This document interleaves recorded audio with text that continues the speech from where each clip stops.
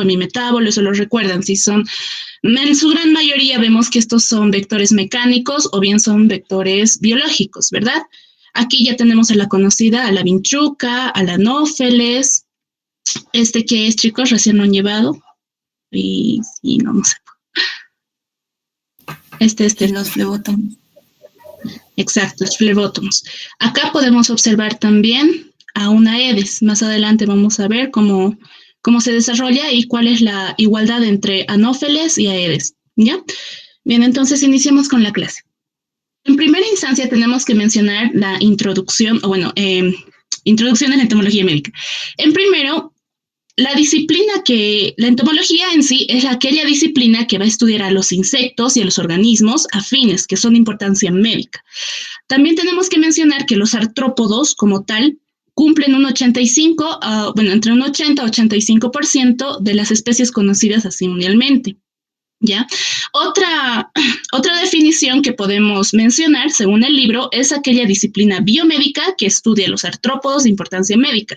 Y no solo estudia los insectos, porque estos solamente son un tipo de artrópodos, ¿ya? Está caracterizado principalmente los artrópodos por tener un exoesqueleto. En todo caso, se lo llama también cutícula, lo cual le va a permitir crecer por mudas. Estas mudas, vamos a ver más adelante, tienen su nombre específico. Estas mudas van a ser dejadas, son cubiertas externas que van a ir siendo dejadas y van a ir por etapas.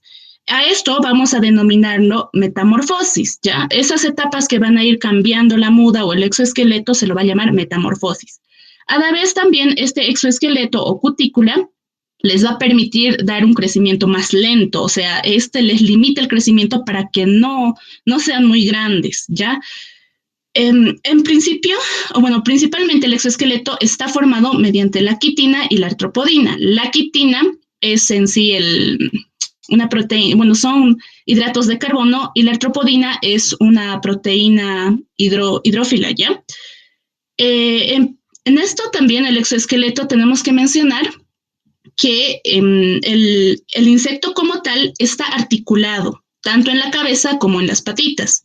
Es por eso que se lo llama artrópodo, porque justamente artro significa articulación y podos pies, entonces son patas articuladas. Principalmente se van a articular, como les dije, en la cabeza y en las patitas.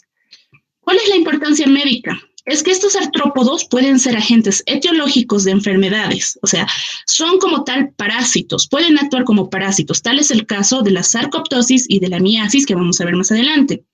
Hay aquellos que son capaces de inyectar venenos, en este caso las conocidas, ¿no? Las arañas, los escorpiones, los himenópteros. Aquellos que pueden causar reacciones alérgicas, como los ácaros y los lepidópteros.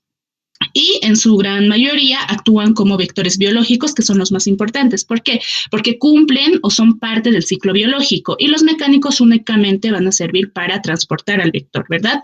En cambio, el biológico ya está por demás decir, sabemos cómo actúa.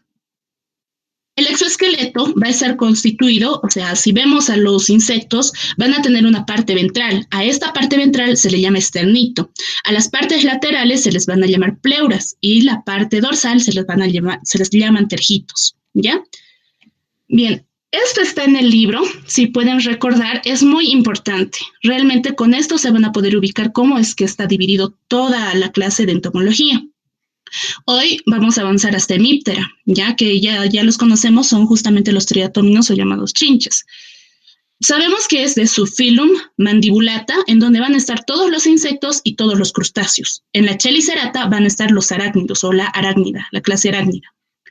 En la mandibulata, que van a tener la clase insecta, el orden va a ser díptera, hemíptera, anóplura, sifonáptera, blataria, ¿ya? Y en la crustácea vamos a tener a la copépoda. En la díptera, la familia que vamos a estudiar hoy es la Culicidae, que son los mosquitos. Acá estaría el Aedes, estaría el Anófeles. Aquí luego tenemos el Cichoridae. Acá van a estar los flebótomos. Simulidae, los simúlidos. Cerotopogonidae van a estar los culicoides. Y en el Musidae y otros van a estar los agentes de la miasis, los que van a actuar como parasitosis. Luego tenemos la hemíptera, en este caso es las Reduvidae, son los triatóminos. La anóplura, que va a ser para la siguiente clase, están con los piojos. Las sifonápteras son las pulgas, blataria las cucarachas. En la crustácea estará la copépoda. Esta copépoda van a ser con los copépodos, diaptumus y cíclops. La Chelicerata, que sería la clase insecta, van a estar el orden Escorpionida y la carina. En la escorpionida están tanto arañas como escorpiones y en la carina los ácaros y las garrapatas. Intenten llevarse el cuadrito, intenten estudiarlo, intenten memorizarlo porque es muy importante para poder clasificarlas. Muchos se equivocan a dónde corresponde cada uno. ¿Ya, chicos? Esto es de su libro. Está principalmente los agentes, las enfermedades o parásitos y el vector. Tienen que darle una leída porque en ocasiones preguntan. A veces te preguntan cuál es el agente de Pediculus humanus, entonces es Rickettsia prowazekii, ¿no ve? Así suelen preguntar. Esto recuerdo que con el doctor Martínez nos preguntó a dónde o a qué agente correspondían las garrapatas, era Babesia. También hay, acá si no ven, acá también hay garrapatas. Los vectores garrapatas, ¿a qué agente corresponden? Borrelia, Coxiella, ¿ya? Entonces vayan leyendo esto también, lo tienen en su libro. Tenemos que saber que los insectos, o más que todo los artrópodos, están formados, como vemos, una cabecita, un tórax y un abdomen, ¿no? En su gran mayoría podemos observar esto, pero es muy diferente en cada orden. Por ejemplo, en los insectos es lo típico, podemos ver la cabeza, el tórax y el abdomen, pero en los crustáceos vamos a ver un cefalón, que sería la cabeza, un persión, que sería en todo caso el tórax, y un pleón, que sería el abdomen. ¿Ya? En las arañas y en los escorpiones, por ejemplo, ellos únicamente tienen cefalotórax, o sea, tanto el tórax y la cabeza están unidas. Se lo llama también prosoma. Luego tenemos el abdomen, en el cual se lo llama también opistosoma. En el caso de los ácaros, no se puede diferenciar la cabeza del tórax. Entonces, únicamente a la cabecita, de hecho vamos a ver más adelante también, a esto se lo va a denominar gnatosoma o capítulo. Y al cuerpo se lo va a llamar idiosoma, ¿ya?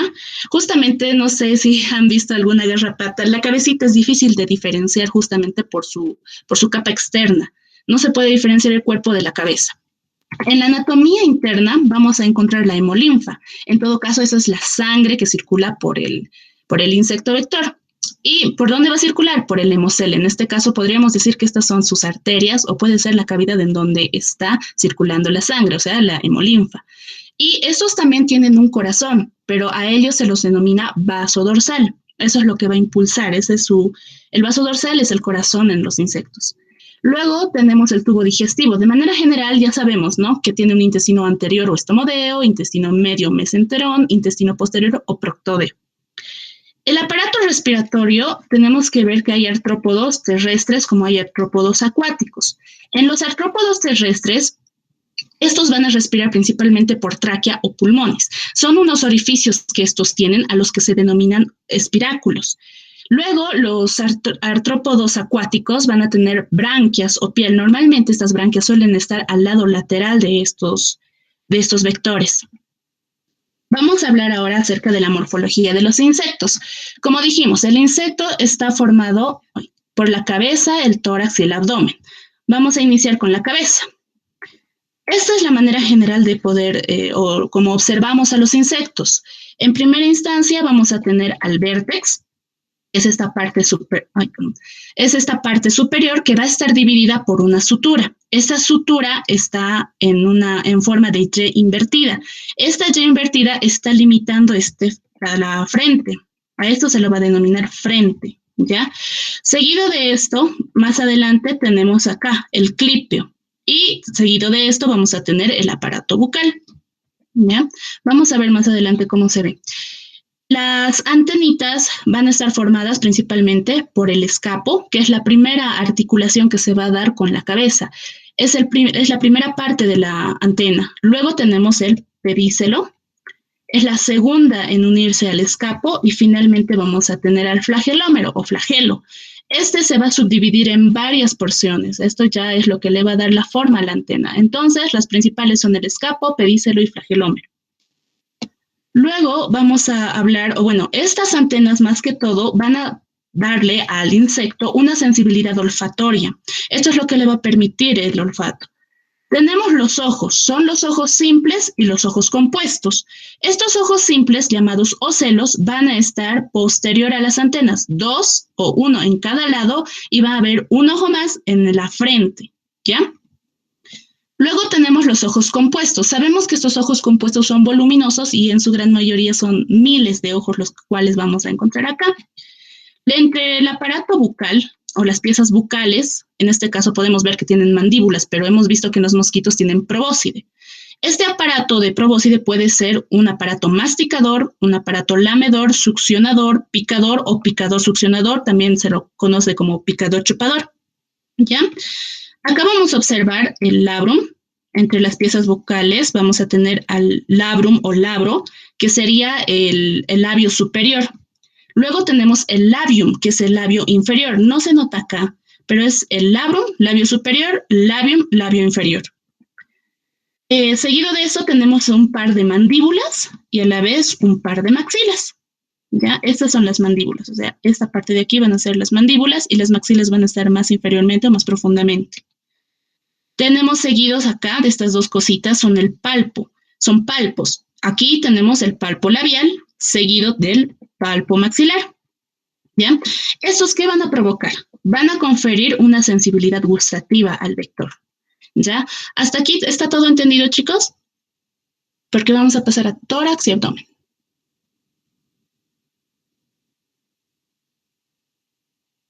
Chicos.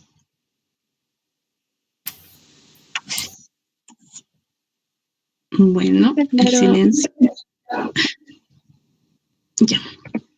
Bien, entonces vamos a seguir con el tórax. El tórax va a estar dividido en tres partes. Tiene el protórax, el mesotórax y el metatórax.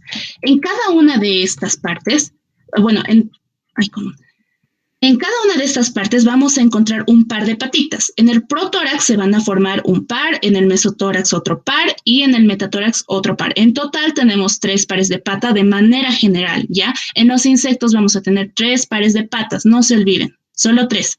A diferencia de los arácnidos que vamos a encontrar 4. Tienen 5 articulaciones. ¿Qué quiere decir? Acá, por ejemplo, vamos a observar.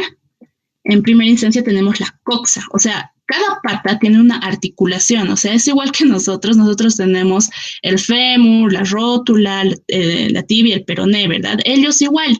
Los insectos ya están formados de la misma manera. Entonces van a tener acá, que es la coxa. Luego van a tener el trocánter, que sería seguido a la coxa. Luego tenemos el fémur, que sería este de acá, ¿ya? Ese sería el fémur. Seguido de este vamos a tener la tibia. Seguido de esto vamos a tener el tarso. El tarso puede tener de 3 a 5 artículos o articulaciones. Si notan acá, tenemos 5 articulaciones más, lo que le va a conferir ya el tamaño completo de la patita. ¿Sí? Bien, entonces vamos a hablar ahora acerca de las alas. Estas alas tienen 2 pares de alas normalmente. Un par se va a formar en el mesotórax, el otro par se va a formar en el metatórax. Sabemos que tiene un par normalmente suele ser quitinizada. ¿Por qué? Porque sirve de protección al par que sí sirve para volar. Como hemos visto en las vinchucas, tienen sus alas más que todo quitinizadas, pero no es por protección. Son así realmente para únicamente planear. Por eso las vinchucas no pueden volar. Pueden tener también diferentes tipos de alas, vestigiales, ausentes o rudimentarias. Estas son llamadas halterios. Únicamente van a ayudar a orientar el vuelo, o sea, únicamente ayudan para que estas tengan un equilibrio. Entonces, las quitinizadas serán para proteger y las rudimentarias para dar el equilibrio al vuelo, ¿ya?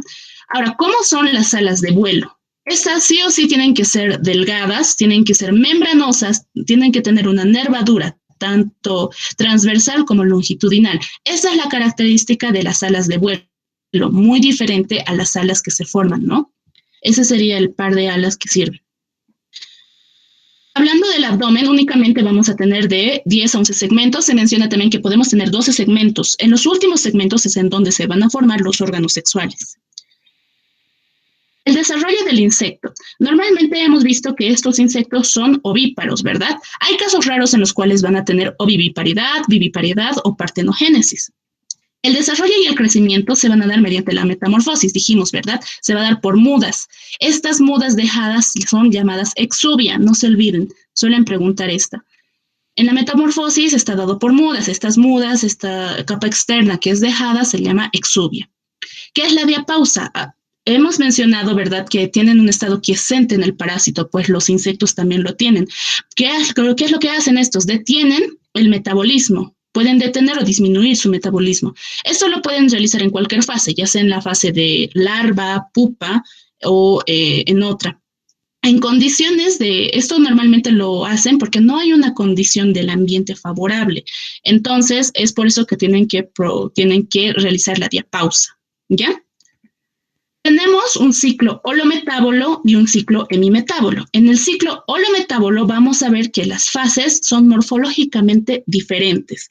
Ya habíamos mencionado esto. ¿Recuerdan que en Chagas qué tipo de ciclo biológico teníamos? Perdón, ¿qué ciclo teníamos en Chagas? Hemimetábolo. Exacto. La diferencia del holometábolo es que el hemimetábolo tenía todas sus fases iguales, ¿verdad? Entonces, el ciclo holometábolo va a tener fase morfológica diferente, difiere en su alimentación, difiere en su hábitat. ¿Cuál es la característica? Es que estos van a tener huevo, larva, pupa, adulto, llamado también imago, ¿ya? La larva normalmente es móvil. Esta se alimenta de detritus orgánicos o de lo que tenga a su alrededor.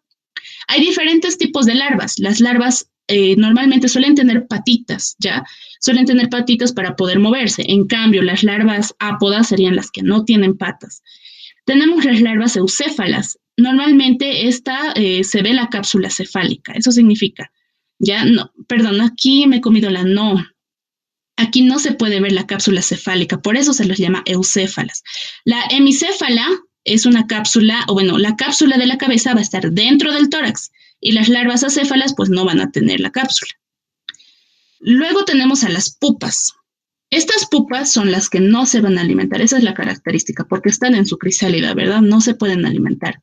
Acá podemos observar, tenemos el adulto o el imago, el huevo, la larva, la pupa y el adulto, ¿ya? En el ciclo hemimetábolo vamos a tener un tamaño. La única diferencia que podemos encontrar en este ciclo hemimetábolo es el tamaño, que normalmente van a ir creciendo, la presencia de alas, porque normalmente entre las ninfas no tienen, y los órganos sexuales. En los adultos únicamente vamos a ver un desarrollo completo de los órganos sexuales. Están las fases preimagales, que son parecidas a las del adulto, únicamente la diferencia es, como dije, el tamaño. Comparten el mismo hábitat y la misma alimentación, tal es el caso de la vinchuca. Acá están formados por huevo, ninfa e imago, o bien adulto. Huevo, ninfa y adulto, ¿ya? Tenemos el desarrollo y la morfología de los arácnidos. Acá vamos a ver la diferencia entre las arañas y los escorpiones. Dijimos que tenemos el cefalotórax o prosoma, el abdomen o bien llamado opistosoma. Acá podemos observar, como ven, son 4 pares de patas a diferencia de los insectos que solamente tenían 3. Acá se encuentra el prosoma y aquí está el opistosoma. Como notan, está unido tanto la parte cefálica como el tórax. 4 pares de patas, justamente desprovisto de alas, antenas y tienen ojos simples. Estas arañas o tarántulas o todos los que son de la clase arácnida no tienen los ojos compuestos, únicamente los ojos simples. Tiene 6 articulaciones, a diferencia del anterior que dijimos que tenía 5 articulaciones, ¿verdad? En acá vamos a ver que tienen la patela. La patela va a estar entre el fémur y la tibia. Esa es la diferencia que vamos a encontrar. Sus piezas bucales son quelíceros, normalmente esos van a lacerar e invadir el tejido. Tenemos a los pedipalpos, que serían estos. Estos le van a conferir la sensibilidad y aquí están los quelíceros. Son para defenderse, para comer, para lo que necesiten. Luego tenemos los ovíparos, o bueno, en su gran mayoría este tipo de arañas y escorpiones son ovíparos, a excepción de ¿quiénes? De los escorpiones y de algunos ácaros. Estos no van a ser ovíparos, únicamente los otros que habíamos visto en la clasificación. Tiene ciclo hemimetábolo. Bueno, de hecho, se dice que es parecido al hemimetábolo. ¿Cuál es la única diferencia? Que tienen una fase preninfal. Esta fase preninfal está caracterizada porque tiene una larva hexápoda. ¿Qué querrá decir hexápoda, chicos? Larva hexápoda. Con 6 patas. Exacto, va a tener 6 patas, o sea, lo característico de estas arañas y escorpiones es que tengan 4 pares de patas, pero si tiene una larva hexápoda solamente va a tener 3 pares de patas. ¿Notan? Esa es la diferencia. Y se dice preninfal. ¿Por qué? Porque está el huevo, la larva hexápoda, la ninfa y finalmente el imago, ¿verdad? Entonces, acá vamos a ver que ya por la ninfa recién se va a ir formando el último par de patas y finalmente vamos a tener el imago. Esa es la única diferencia del ciclo holometábolo, hemimetábolo, y este sería, bueno, lo caracteriza como ciclo hemimetábolo justamente porque se parece a esta. La diferencia es la larva hexápoda. Acá podemos observar los huevos, la larva que tiene 3 pares de patas, luego tenemos la ninfa que ya tiene 4 pares y finalmente el adulto. ¿Ya? Tenemos la transmisión vectorial. Sabemos que ya es por demás decir qué es lo que hace el vector mecánico y qué es lo que hace el vector biológico. Lo que sí tenemos que saber es que el vector puede diferenciarse en uno principal, secundario y ocasional. El principal es el más importante. ¿Por qué? Porque este nos va a ayudar a conferir la enfermedad, a que este va a producir la infección, ¿ya? Entonces, es una enfermedad determinante, ayuda de hecho en la infección. El vector secundario, sin ser importante, puede ser vector. En todo caso, puede ser cualquier tipo de vector, ¿ya? Y el vector ocasional no tiene importancia epidemiológica. Eso es lo que tenemos que saber de esto. El modo de transmisión. Sabemos que lo van a hacer mediante pool feeding y capillary feeding. Recuerdan, ¿verdad? El pool feeding va a ser cuando no tienen la probóscide larga. De hecho, solamente tienen un aparato picador.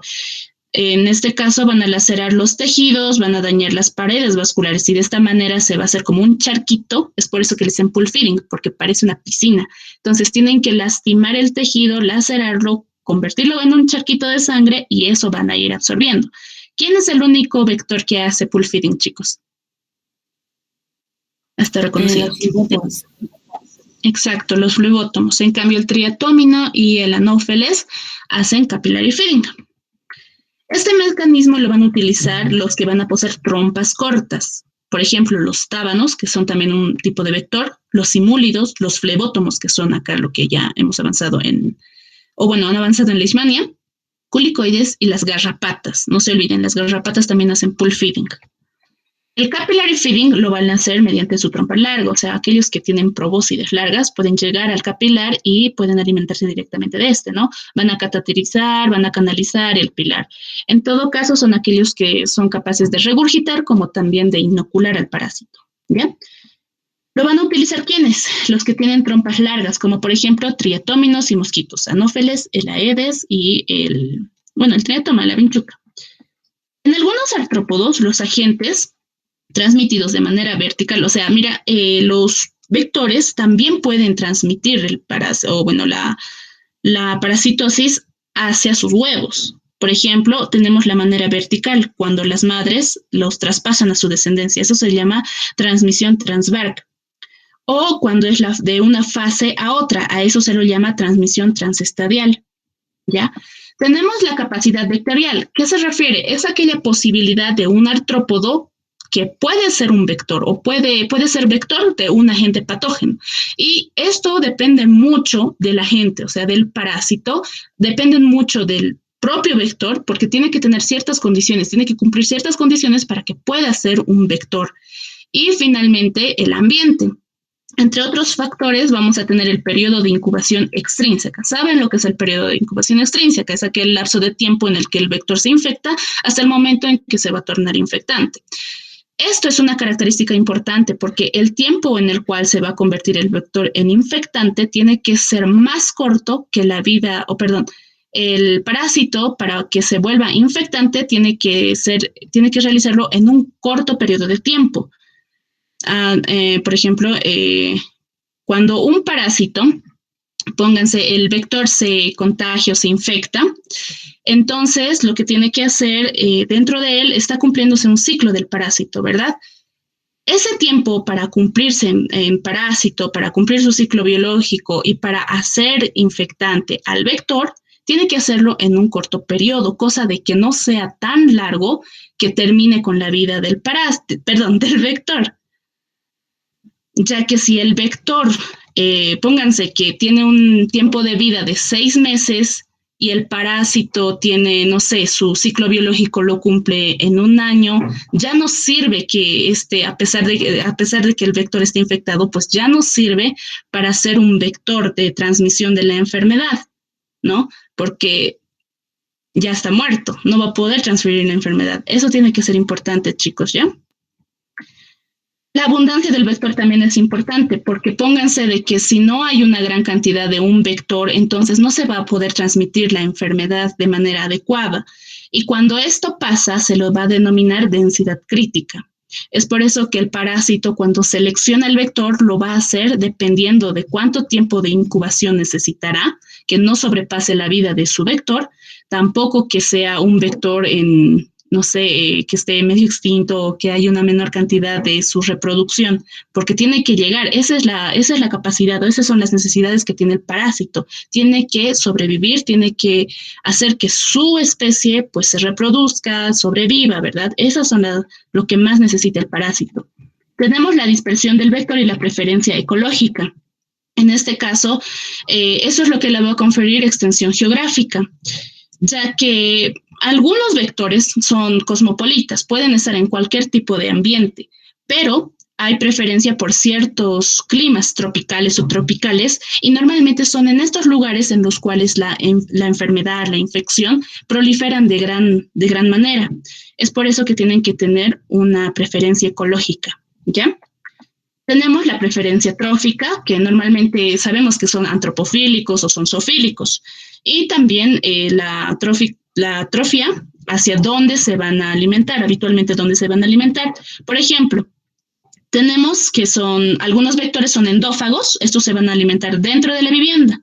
Los exófagos se alimentarán fuera de la vivienda. Los endófilos, aquí está la clave, normalmente en esto se suelen equivocar. Los endófilos son aquellos que se van a alimentar dentro de la casa y se van a quedar reposando. ¿Cuál es el caso de este? ¿Quién me da un ejemplo? ¿Qué vector cumple con esto? Los triatóminos. Los triatóminos.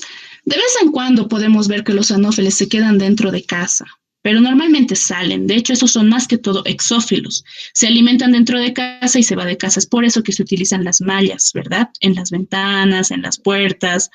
E incluso nosotros también, o bueno, las personas lo utilizan alrededor de sus camas. Puede ser intradomiciliario. ¿A qué quiere decir? El artrópodo cumple su ciclo biológico en el interior de la vivienda. Eso significa intradomiciliario. Pueden ser peridomiciliarios, que van a cumplir el ciclo biológico alrededor de la vivienda, y pueden ser silvestres, que normalmente su ciclo biológico es cumplido alejado de la vivienda. Este tipo de términos normalmente deberían darse en un principio, ¿verdad? Pero no, nos lo dan aquí al final y recién entienden por qué era endófilo, por qué era exófilo o qué es lo que significan tales, ¿verdad? Ya, entonces, hasta aquí sería eso. O bueno, hasta acá hemos hablado acerca de las generalidades de los artrópodos. Ahora vamos a hablar cuál es cada uno. En este caso vamos a iniciar con el orden Diptera, vamos a iniciar con el Culicidae. Después de esto, Cichlidae, Simonidae y así sucesivamente. ¿Ya? La clase insecta, que sería el orden Diptera, sería la clase Diptera. Tenemos acá un par de alas, normalmente que es para volar, y tiene otro par de alas, los cuales son halteres o balancines. Dijimos que estos ayudan en el equilibrio del vuelo del vector. Las antenas son nematóceros, normalmente tienen 3 artículos o artejos, mayor a 3, y los braquíceros que tienen menor a 3. No es de gran importancia, pero os la menciono. Debemos saber también que hay diferentes tipos de vectores. En este caso son hematófagos, los que se alimentan de sangre, fitófagos, que se alimentan de savia de plantas, las depredadoras, aquellas que se van a alimentar de otros vectores. Iniciando con la familia Culicidae, en este caso los mosquitos. Principalmente tenemos que mencionar al Aedes. Después vamos a mencionar al Anófeles, pero acá se menciona el Aedes. Normalmente este Aedes está en una zona tropical o subtropical. Son de 5 milímetros, tienen un color oscuro. Bueno, de hecho aquí lo vamos a ver. Tienen un color oscuro, tienen las patas, o normalmente tienen unas benditas. Se podría decir unas vendas, pero de hecho son manchas blancas, ¿ya? Tienen manchas blancas en las patas, en el dorso. De hecho, en el dorso podemos observar aquí un diseño. Este, por ejemplo, es Aedes, un diseño de lira. ¿ya? De lira, y en sus patas vamos a tener pues estos anillos blanquecinos que parecen las vendas, ¿ya? Esa es la característica de la Aedes. ¿Cuál es este? Este es el Longipalpis, o este es otro tipo también, que está normalmente en Asia. No lo podemos encontrar acá, pero se menciona en el libro. La característica es esta. Tiene una forma de lira, acá también lo podemos ver en el inserto, una forma de lira en la parte dorsal, ¿ya? Cumple su ciclo intradomiciliariamente o en el peridomicilio. ¿Qué más? En las aguas, normalmente en las aguas estancadas o en los barriles, es en donde la hembra va a poder depositar el huevo. Puede hacerlo incluso ya sea en agua limpia o en aguas guardadas, ¿ya? Las hembras son antropofílicas. Esas son las que van a picar durante el día o durante el atardecer. Tenemos principalmente a Aedes aegypti, que es el más importante. ¿Por qué? Porque es exclusivamente urbana y poco rural. Además, va a transmitir diferentes enfermedades. Tal es el caso, es el vector que más eficientemente puede traspasar la enfermedad de la fiebre amarilla urbana. Eso normalmente en 10 días va a ser infectante. ¿Qué quiere decir fiebre amarilla de tipo urbana? Es aquellos que son aquellos vectores que van a picar a una persona que se ha infectado en la selva, pero ya está en la parte urbana. Y de esta manera va a ir transfiriendo la enfermedad, ¿ya? Va a transferir también el dengue, zika, chikungunya, filariasis linfática. Eso recuerdan, está en el segundo rote, primer rote. Tenemos el Aedes albopictus. Este es el que les dije, perdón, el que tiene una línea, normalmente lo conocen como el vector tigre en Asia. Es un vector muy importante, pero no está en Bolivia. Luego tenemos el Haemococcus hantoninus. Este es el vector primario de la fiebre amarilla selvática. Este es el principal, ya es uno de los primeros. Esto sí se encuentra en Bolivia y también puede causar o puede transmitir el dengue. Tenemos el Sabetes, que también se menciona, es capaz de transferir la fiebre amarilla selvática. Y finalmente el Culex se menciona, es uno de los tipos que podemos encontrar. Entonces, recapitulando, Aedes aegypti es el más importante, ¿por qué? Porque es exclusivamente urbana. Fiebre amarilla urbana, esa es la que va a transferir principalmente, esta es la importante. Pero el Haemococcus hantoninus va a ser el primero en la fiebre selvática, o sea, principalmente en la selvática. Estos dos son importantes porque se correlacionan en el ciclo biológico. Luego tenemos el Anopheles. Este normalmente, ya lo hemos mencionado, tiene una longevidad de 3 semanas a 3 meses. Ese es su tiempo de vida. Por eso se menciona que el ciclo biológico del parásito no puede traspasar este tiempo de vida, porque pónganse que su ciclo biológico se va a cumplir en 4 meses. O sea, desde el momento que ingresa al vector hasta que libere formas infectantes, necesita 4 meses y el vector muere en 3. Entonces, de nada sirve ese vector. No es necesario. Eso es lo que tienen los parásitos. Eso también es lo que ven. No simplemente parasitan así por así. En ocasiones también hay accidentes, podemos ver el ciclo biológico que es interrumpido, ¿verdad? En ocasiones sucede. Estos anófeles, como sabemos, son endófilos, ¿ya? ¿Qué significa endófilos, chicos? Chicos. ¿Recuerdan? Que se posan en las paredes tras haber ingerido su alimento. Exacto, se quedan dentro de la casa. Esos son los anófiles. Por eso les dije, hay endófilos como hay exófilos. Bien, estos normalmente... ¿quién ha dejado el audio prendido, chicos? Porque creo que el mío a veces se duplica. ¿Me están escuchando? ¿Está todo normal o algo ha pasado? ¿Te escucha bien? Ya, entonces los anófeles van a ser endófilos, van a cumplir el ciclo gonotrófico. ¿Por qué y quiénes cumplían este ciclo gonotrófico, chicos?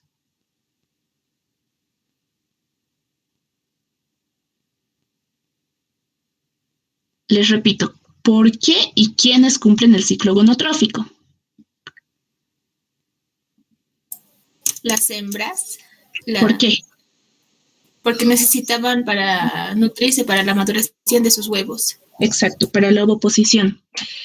Estamos bien, chicos, están recordando.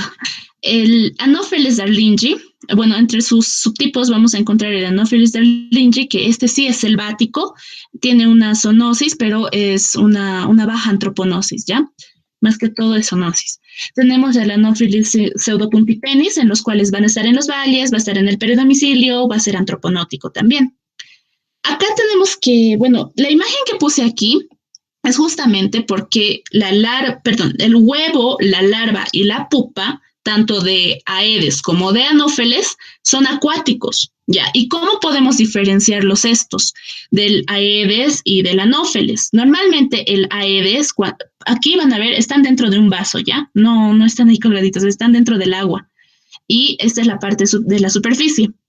Normalmente estos pueden estar de manera así oblicua o pueden estar de manera vertical, a diferencia de los anófeles que van a estar de manera horizontal. Incluso el culex también podemos observarlo, que suele estar de manera oblicua, ¿ya? Esa es la diferencia para ver cómo son sus larvas, ¿ya? Como sabemos, es un ciclo holometábolo. ¿Por qué? Porque tiene huevo, larva, pupa, adulto. Pasaremos a la familia Cytodidae, que son los flebótomos. En Bolivia es conocido como plumilla, roco y champari. Normalmente están en La Paz, en Pando, porque estas son las zonas más endémicas y en donde está comprobado que hay transmisión doméstica, principalmente en Cajuata, es una provincia de Inquisivi. Esto normalmente por Leishmania amazonensis. ¿Qué es el flebótomos? Es un díptero de la familia Cuculidae. Es pequeño, entre 2 a 5 milímetros. Este se caracteriza ¿por qué? Porque tiene una gran cantidad de pelos. Les habrán dicho o habrán leído que son bien peluditos. Además son muy pequeñitos, aterciopelados y jorobados. Las alas van a estar en V. ¿Tiene un ciclo metabolo? A ver, ahorita perdón, aquí está. Si notan, es muy peludito, es jorobado y aquí cada vez que se posa, las alas van a estar en forma de V, ¿ya? Tiene un ciclo holometábolo justamente, tiene huevo, larva, pupa, adulto. Solo las hembras van a ser hematófagas, únicamente las hembras, ¿por qué? Porque tienen que cumplir un ciclo gonotrófico. ¿Por qué mecanismo? Por pool feeding. ¿Qué tipo de lutzomias hay? Hay lutzomia longipalpis, que normalmente es para... Uy, esto de aquí está para... Perdón, me he equivocado, era para Leishmania chagasi, es poco antropofílico.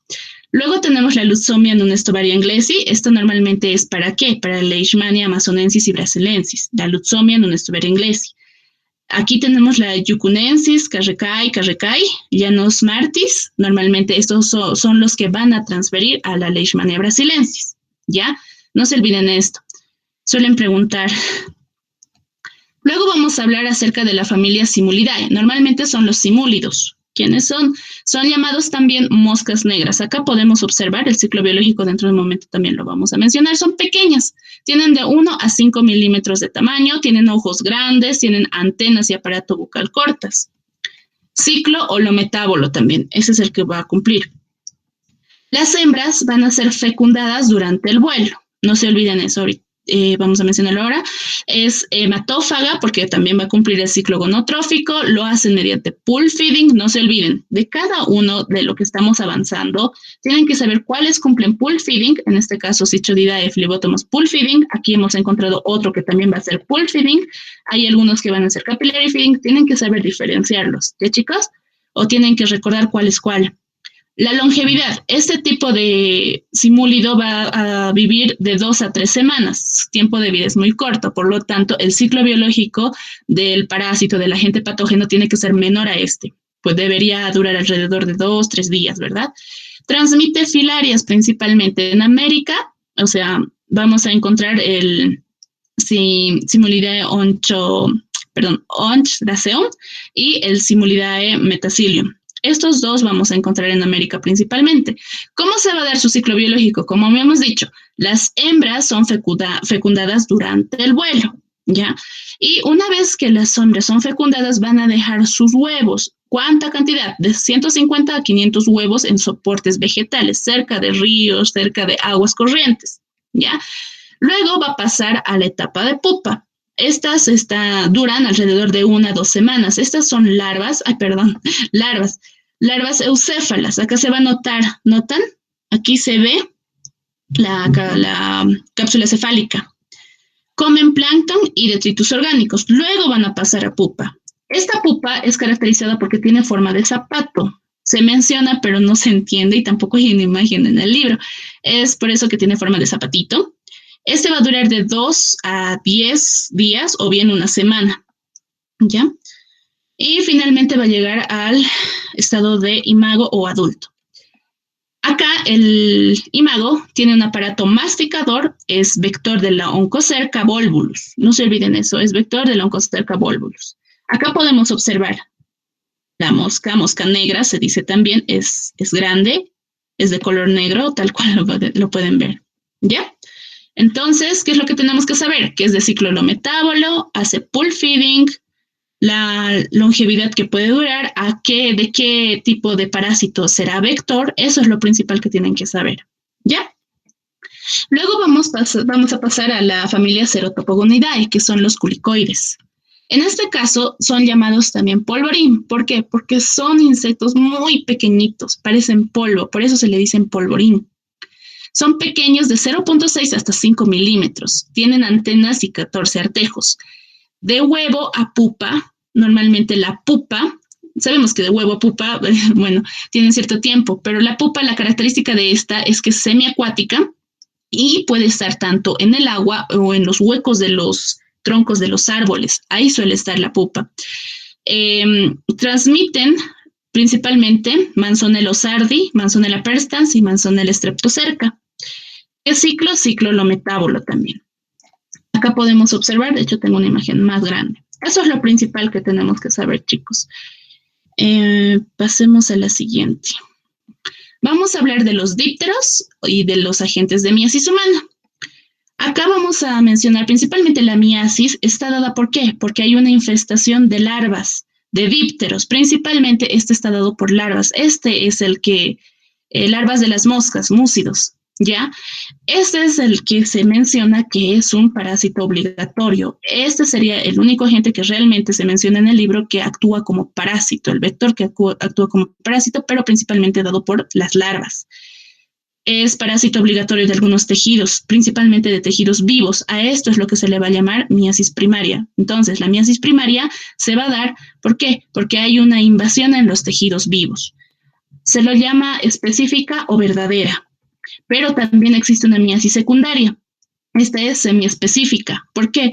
Porque esto va a parasitar a animales muertos, va a también parasitar a material en descomposición, pero a esto se lo llama accidental o facultativa. ¿Ya? Acá podemos observar una clara imagen. Supongo que lo han visto en Facebook normalmente o en TikTok. Suelen haber videos en los cuales muestran cómo se saca este tipo.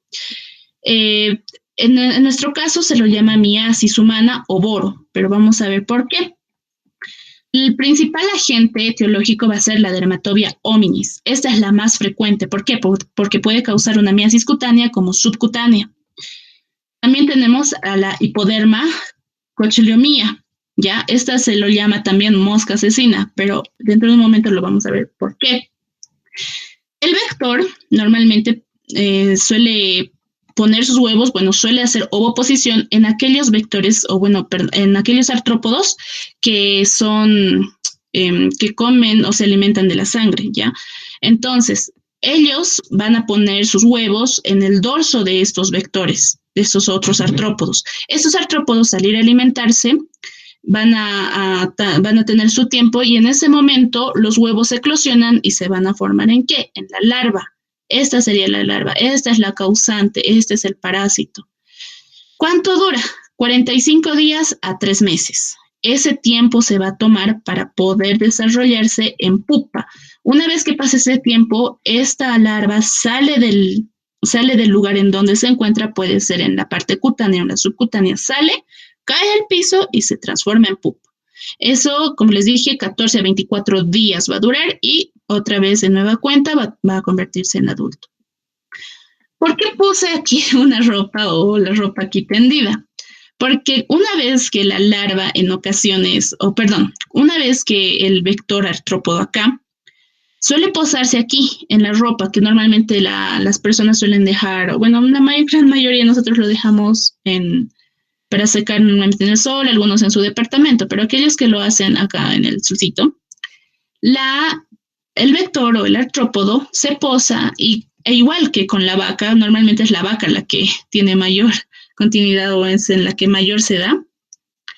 Se posa aquí, el huevo eclosiona, libera la larva está entre la ropa, nosotros nos la ponemos y de esa manera desarrollamos miasis humana o llamada también BOR. Ahora, ¿por qué la hipoderma cochlomía es importante? Porque normalmente esta se va a dar en gran mayoría en las vacas. Normalmente ese es su hospedador principal. Pero también en nuestro caso, de hecho, estas pueden también posarse en nosotros. Normalmente suelen dejar, o bueno, este tipo de agente suele venir aquí a nuestra piel, normalmente ingresan por laceraciones o bien son capaces de atravesar el epitelio. Por eso es importante, por eso se lo llama mosca asesina. Está en la vaca y también directamente a nosotros. Y no lo hace mediante la ropa, lo hace directamente a la piel, ¿ya? Bien, entonces vamos a hablar acerca de la miasis cavitaria. Bueno, de hecho, la miasis puede darse de dos maneras. La cavitaria, que normalmente está dada por las hembras, lo van a poner o normalmente ponen los huevitos en la cavidad nasal, también en las órbitas de los ojos. A esto se lo va a denominar miasis ocular. Está dada por la hipoderma, que hace rato habíamos mencionado, ¿verdad? Esas son las que sí van a invadir o van a provocar la infección o la enfermedad de manera directa. Entonces es por eso que se menciona a la hipoderma. Tenemos la miasis digestiva.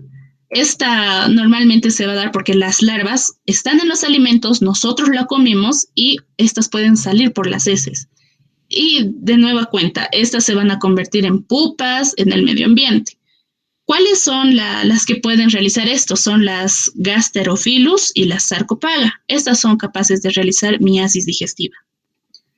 Clínicamente, este tipo podemos encontrarlo como una lesión localizada con prurito intenso. Se puede observar, de hecho, orificio con una larva móvil. Dentro de un momento les voy a mostrar. Y se puede observar como una tumefacción por secreción purulenta. El tratamiento, ya lo han visto. Pero ustedes, si lo han leído y han pasado, ¿cuál es el tratamiento, chicos? ¿Cuál será el tratamiento para esto? La extracción. Exacto, pero no únicamente la extracción. Hay un paso anterior a este. ¿Cuál sería? Porque si lo quieres extraer así nada más, vas a terminar rompiéndole o lesionando a la larva y esta se va a ir enterrando cada vez más en la piel. Entonces, únicamente jalar no es una buena idea. Hay una opción antes.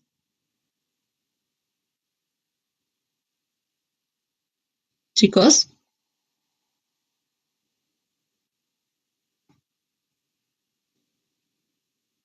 Respondan.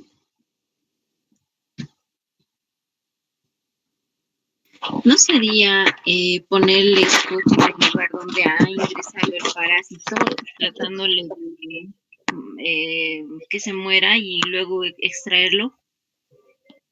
Morirse tampoco es una buena opción, pero sí estarías más o menos en el camino, como que te ubicas. Sí, estás en lo correcto, porque justamente al parásito, al vector, que en este caso está haciendo el papel de parásito, hay que privarlo de oxígeno. De esta manera, el parásito, al no tener oxígeno, pues va a ir a asomar, ¿no? Su cabecita o, bueno, su colita va a ir a asomar para poder respirar. Entonces, una vez que asome la colita, porque es de la colita de donde respira, se lo tiene que sacar quirúrgicamente utilizando las pinzas. O sea, están en lo correcto en extraerlo, pero antes de eso tenemos que privarlo de oxígeno para no romper al parásito, porque normalmente cuando jalas le vamos a destrozar cierta parte del cuerpo y esa parte va a seguir dentro de la piel o, bueno, va a terminar pudriéndose dentro. Acá podemos observar cómo se ve. Apuesto que lo han visto en cualquier otro video, porque normalmente yo veo algunos videos y suelen aparecer, incluso en los animales están esos, cuando ven, los extraen, ¿verdad? Esta es la mosca que normalmente la va a transportar, o bueno, este sería su adulto. Y así es como se ve. Muchos lo han visto, chicos, ¿o no? Normalmente así es como se asoman.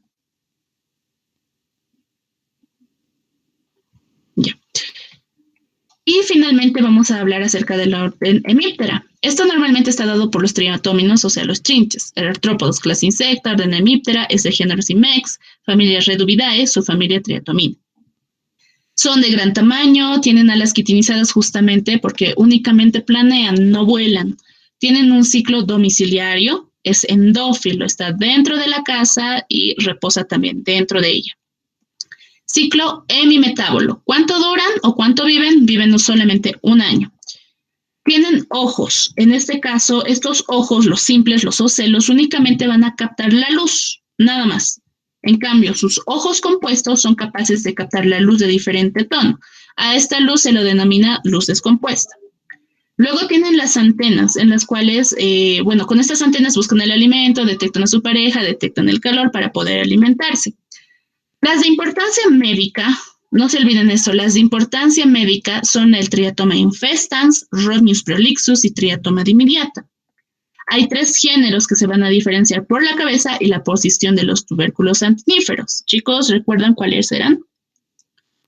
Ahora, el triatoma. ¿Recuerdan cómo era el triatoma?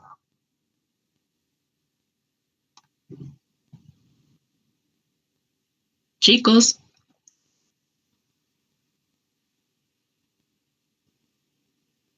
El triatoma, el Rhodnius, el Panstrongylus.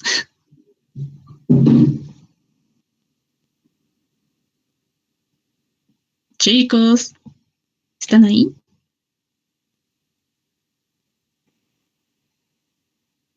Más o menos, y dependía de la distancia que tenían sus antenas y sus ojos para saber cuál era la especie. Exacto, pero el triatoma tiene una cabeza, lo que tenemos que saber es en dónde se encuentran los tubérculos antiníferos, ¿verdad? Normalmente en el triatoma está justamente en la mitad, entre los ojos y el clípeo. La clase que les di, les dije que el clípeo es como un labito. Hoy día ya lo hemos visto dónde se encuentra. Acá se encuentra el clípeo. Entonces, el tubérculo antinífero va a estar entre el clípeo y los ojos, en la parte media. De hecho, se puede formar una T entre estas. Luego tenemos el Rhodnius, que es de cabeza larga. ¿Y dónde va a estar el tubérculo antinífero? Va a estar cerca al clípeo y alejado de los ojos. Y finalmente el Panstrongylus, que es de cabeza pequeña. Los tubérculos antiníferos van a estar más cerca a los ojos y distante al clípeo. Y con esto hemos terminado la clase de hoy, chicos. ¿Alguna pregunta, duda, aportación? Yo tengo una duda. ¿De dónde he dicho que nace el aparato reproductor de los mosquitos? Eso no lo entendí bien. O sea, les mencioné, a ver, déjame un momentito. ¿Dónde está aquí está. En el abdomen vamos a tener de 11 a 12 segmentos, ¿ya? El vector tiene de 11 a 12 segmentos. Y en los últimos segmentos es en donde se van a formar los órganos sexuales, los órganos reproductores. Eso es lo que les dije. Ya está bien, gracias. Bien, chicos, ¿quieren proceder a que yo les haga preguntas o están bien hasta ahí? Bueno, tampoco tengo tantas. Bueno, sí tengo preguntas. ¿Quieren que las haga o tienen alguna duda antes de hacerle las preguntas? Esto no va a durar mucho.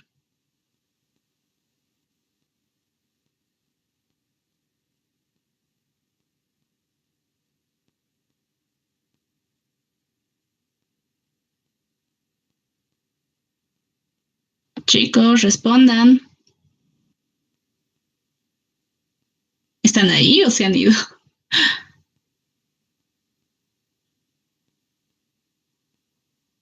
Bueno, creo que se fueron, chicos. No sé por qué no responden. Ya. Entonces, a ver, no tienen ninguna duda. Nadie tiene ninguna duda. Todo ha quedado claro porque si quieren que repita algo, no hay problema. ¿Qué partes se han perdido? ¿Qué parte no han entendido? No va a haber problema si necesitan alguna aclaración. Porque esto es más teórico, de hecho, ya no tiene mucha práctica, pero es más teórico. Lo que sí van a ver es, en prácticas, normalmente es a la miasis, a la dermatobia hominis. Lo van a ver tal cual como les mostré aquí. Uy, ¿dónde está?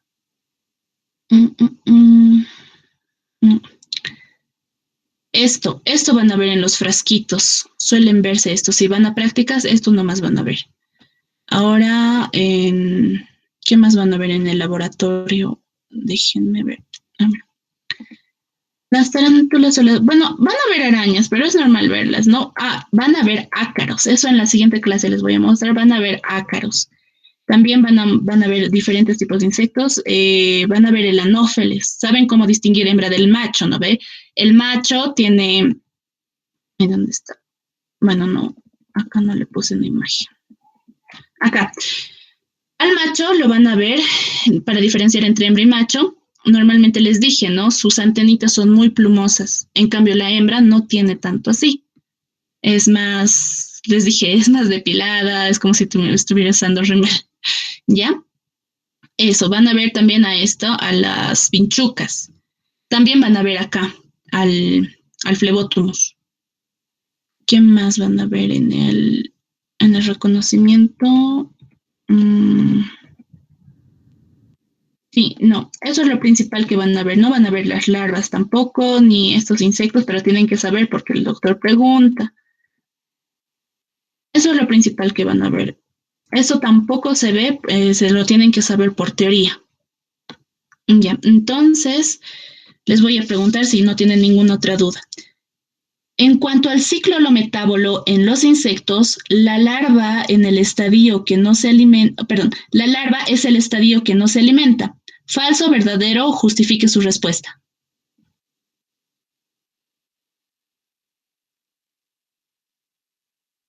Sería falso porque la larva sí se alimenta de detritus de la tierra. Exacto. Y así nomás les hacen las preguntas. Denme un momento.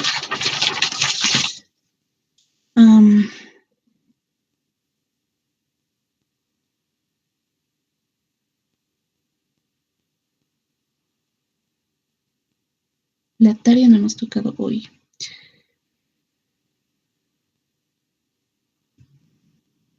Bien, esto es algo que tienen que recordar. Les había mencionado ya en cada clase, tanto de anófeles como de Chagas.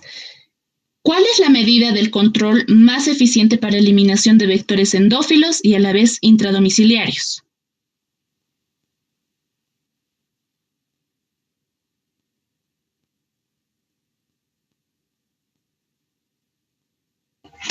¿No sería la fumigación con insecticidas o también los que se llama mosquiteros impregnados con insecticidas?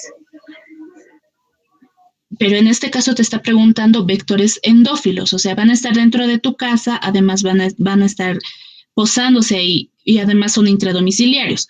En este caso no te sirven los mosquiteros. ¿De qué te van a servir si solamente van a estar en las puertas? ¿No ve? Lo que sí tienes razón es el rociado. ¿Pero qué tipo de rociado? Yo les había mencionado dos. Hay un tipo de rociado que dura 4 meses y hay otro que va a durar únicamente de 1 a 2 semanas. ¿Recuerdan cuál era? Pirentoides. El residual, exacto. Ruth, ¿verdad? Ruth es la que dijo residual. Ese es el que se necesita para la eliminación de vectores tanto endófilos como los intradomiciliarios. Rociado residual. Bien, otro. Hace un momento. Aquí está. ¿A qué llamamos alterio y en qué subfilum se encuentra?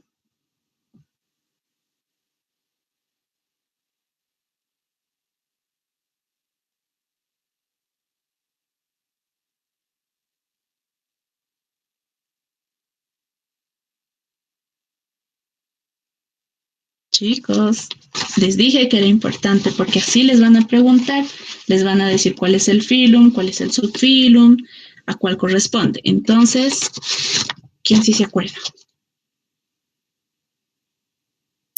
Son las alas que están rudimentarias. Los alterios son, de hecho, son las alas que te ayudan en el equilibrio, ¿no ven? Pero ¿a qué subfilum pertenecerá?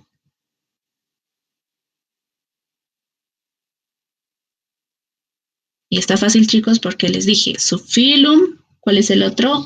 Está la clase, está el orden y la familia. Hoy hemos hablado del orden y la familia. ¿Recuerdan cuál es el subfilo? Mandibulata. Exacto, ese sería. Así les van a atrapar, en serio, así preguntan. El hecho de saber el contenido te ayuda a ubicarte a quién corresponde, cómo corresponde. Por ejemplo, en el caso de la gente de meiosis, vamos a ver que era, ¿dónde está? Acá. ¿Qué ciclo creen que tenga este, chicos? ¿Hemimetábolo o holometábolo? Holometábolo. Exacto. Entonces, te pueden preguntar algo así. Por ejemplo, el agente de meiosis, ¿a qué orden corresponde? ¿Y qué ciclo puede cumplir? De hecho, intentan relacionarlo esos dos. Pero, a ver, ¿a qué ¿a qué orden corresponde el agente de meiosis? ¿A qué orden?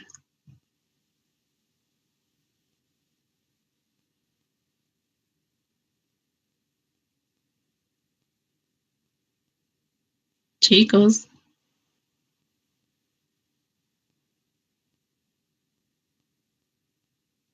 Hoy solo hemos visto un orden. Exacto, díptera. ¿Insecta? No, díptera. La clase insecta, esa es la clase insecta, pero el orden es díptera. Bien, entonces les voy a preguntar otra. El triatómino, ¿a qué orden corresponde?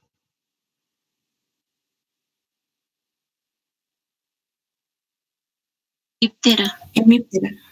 ¿Y a qué subfilo?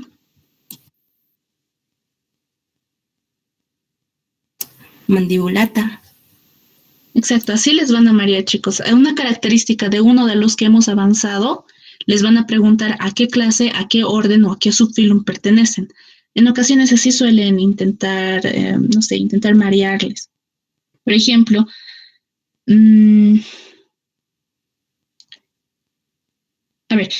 cite las características principales de un artrópodo. ¿Qué características me pueden decir? Principales. No se olviden las principales, yo les mencioné. ¿Es hexápodo? No, el hexápodo es únicamente del arácnido. Es un artrópodo, sí, pero no es principal. Es una subclase o una característica específicamente de los arácnidos. Pero yo te estoy preguntando de los artrópodos de manera general. Principales son únicamente dos. El exoesqueleto. Exacto, estás en lo correcto, exoesqueleto. ¿Por qué? Porque tiene quitina y artropodina, lo cual le va a conferir el que tenga metamorfosis, a la vez también le va a ayudar a su desarrollo, como también va a evitar que éste crezca por demás, se podría decir. Le va a limitar el tamaño. Bien, ¿cuál sería el otro? Las articulaciones en los pies. Exacto, patas articuladas. Esas son las dos características más principales del artrópodo. Bien, ahora les voy a preguntar otra. El cercoptosis.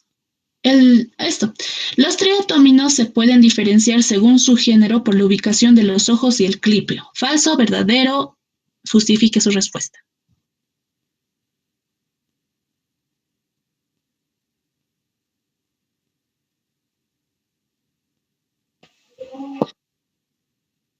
A ver, otra vez, escuchen bien.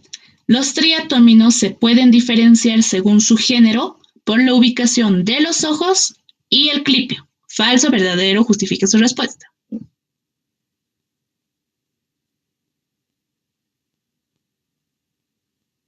No sé. Falso.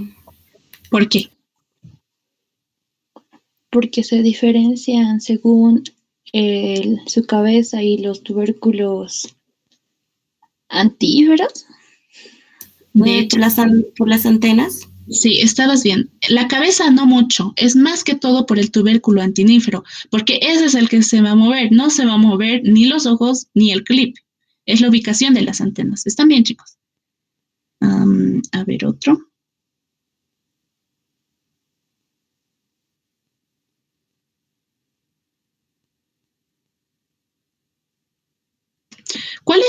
diferencia entre, sí, entre un insecto, vector en este caso, sí, ¿qué diferencia hay entre la clase insecta y la clase arácnida?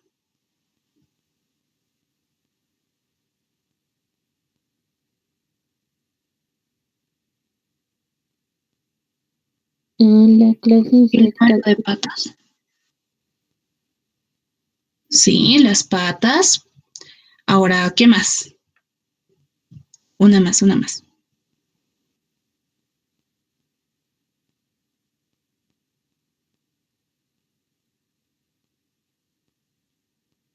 Se podría mencionar la etapa ninfal, la hexápoda, ¿recuerdan? La preninfal hexápoda. Esa sería una característica, porque no la tiene la clase insecta. Ya, a ver, otra. ¿A qué se denomina diapausa?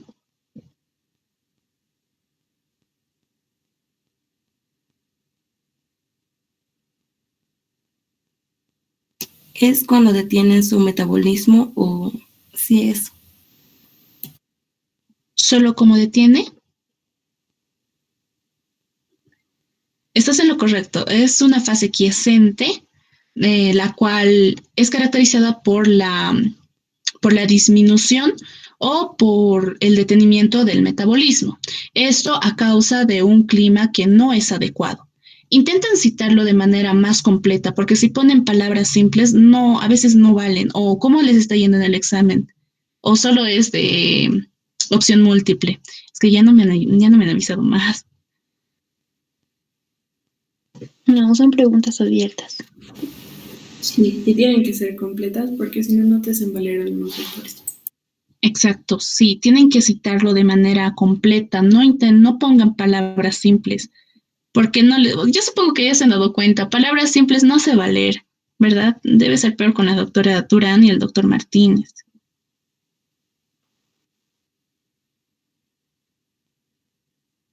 Sí. A ver, otro.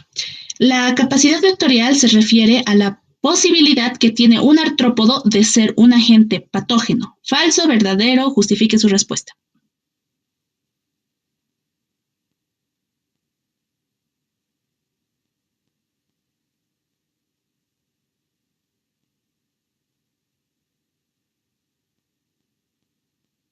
Chicos, otra vez. La capacidad vectorial se refiere a la posibilidad que tiene un artrópodo de ser vector de un agente patógeno. Falso, verdadero, justifique su respuesta. Verdadero. ¿Por qué? Tiene que justificar. Porque transmiten al agente etiológico de la enfermedad.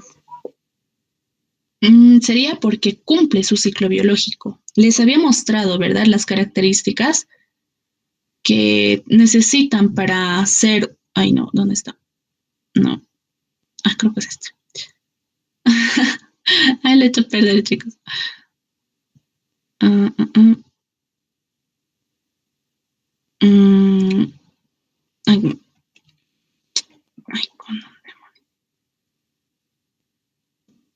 está la capacidad. ¿Por qué? Porque necesitan un periodo de incubación extrínseca, cosa de que tiene que ser el tiempo adecuado, ¿verdad? Necesita una abundancia del vector, la dispersión del vector, la preferencia trófica también. Entonces, más que todo es porque puede cumplir el ciclo biológico. Es por eso que sería verdadero. Estás en lo correcto, pero tienes que intentar complementar la respuesta. A ver, dejen que busque una pregunta más.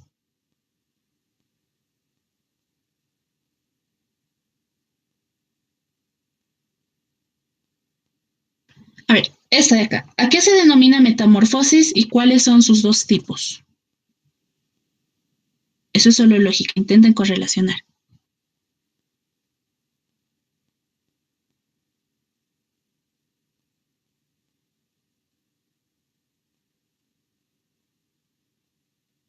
A ver, primero, ¿qué es metamorfosis? El cambio de estadio que presentan los artrópodos. Exacto. Ahora, hay dos maneras en las cuales podemos observar este cambio, ¿verdad? ¿Cuáles serían esas dos?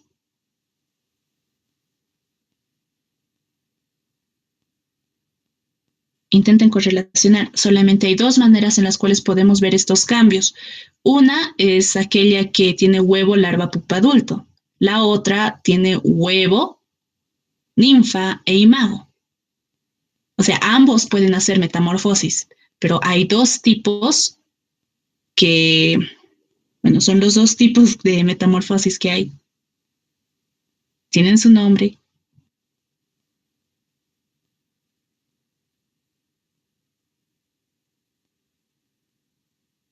La exuvia, tal vez. No. O como. A ver, otra vez. Creo que Holometábolo y hemimetábolo. Exacto. Esa es. Son las dos formas de metamorfosis que pueden encontrar. El holometábolo tiene ¿qué? Respondan, chicos. ¿Qué tiene el holometábolo y qué tiene el hemimetábolo?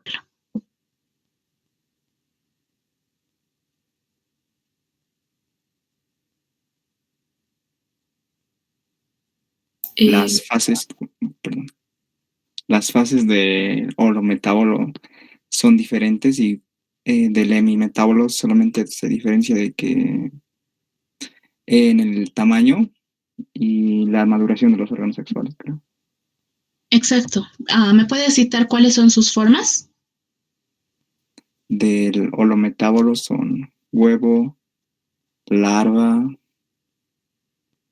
pupa y mago. Y el hemimetábolo es huevo, larva y mago, creo. ¿Tiene larva? El ciclo hemimetábolo. No, ninfa. No tiene larva, tiene ninfa, exacto. Huevo, ninfa e imago. Bien. A ver, otro. Estaba leyendo esto. Aquí está. Cite 4 enfermedades que transmite el vector Aedes-SCP. O sea, sin especificación de especie. 4 enfermedades que puede transmitir el vector Aedes. Zika, dengue, fiebre amarilla urbana y creo filarias. Chikungunya, filariasis también. Estás en lo correcto. Ese era fácil. A ver, dame un rato.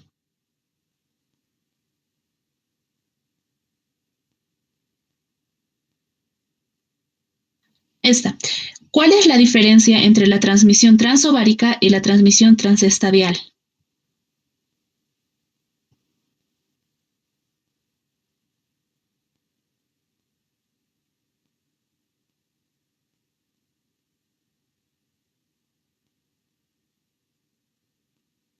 Les mencioné, chicos, era la única manera de transmisión de los vectores a su descendencia.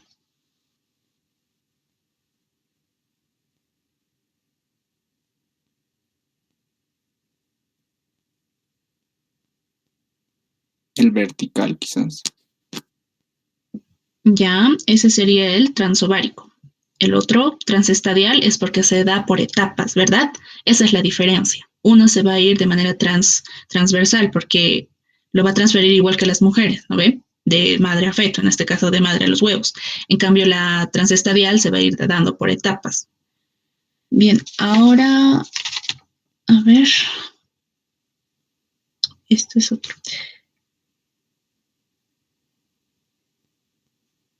Aquí está. En cuanto al género Aedes, el estadio larval se posiciona oblicua a su superficie del agua. Falso, verdadero, justifique su respuesta.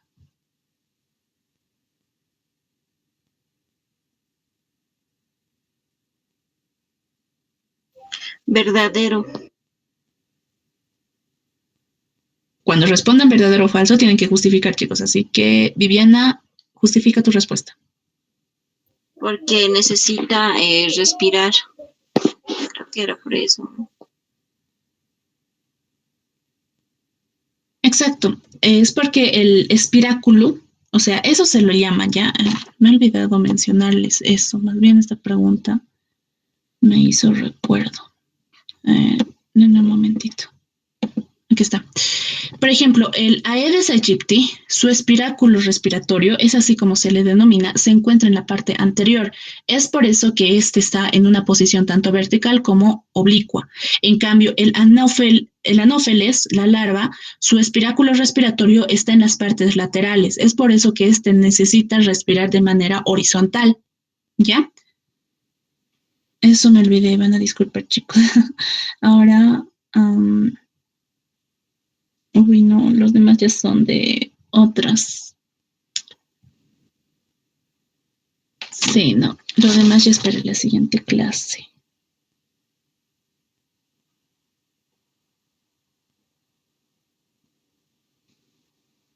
A ver, esto solamente va a ser para que los ubiquen. Cuando se habla de Phylum Arthropoda, orden Siphonaptera, ¿a quiénes se refiere?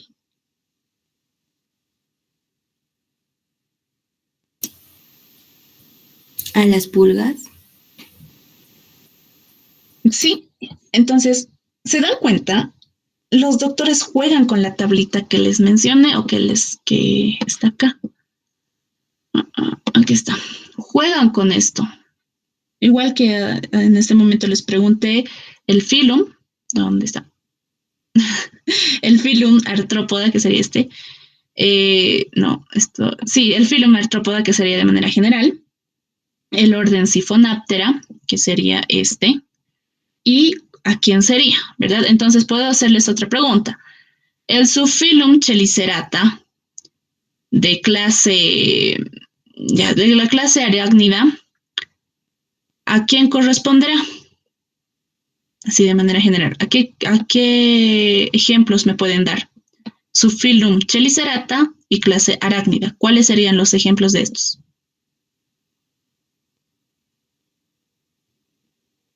¿A quiénes se refieren? A las arañas, a los escorpiones, a los ácaros y a las garrapatas, ¿verdad?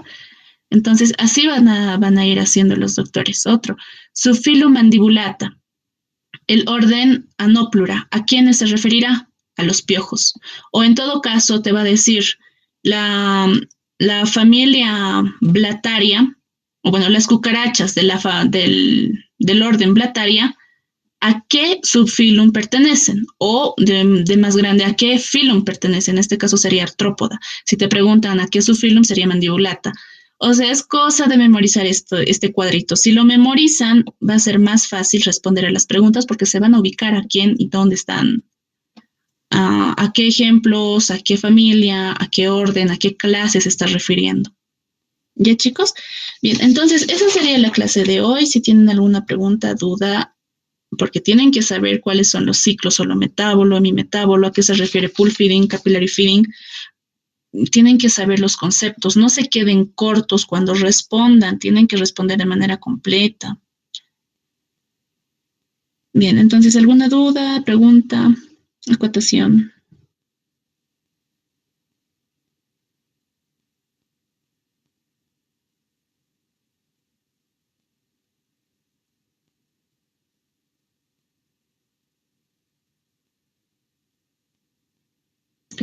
Bien, chicos, entonces si no hay preguntas, pueden ir abandonándola.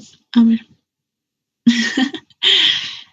Ya, chicos, creo que voy a pasar. Tengo que hacerle algunos arreglos, ¿sí? Es que me he apresurado en hacer las diapos. Bien, vayan dejando la clase, chicos. Si no tienen ninguna duda, nos vemos la siguiente semana, si es que se puede, porque están pasando algunas cositas. Bien, chicos, nos vemos. Hasta luego. Muchas gracias. Sí, hasta luego. Gracias. Muchas gracias.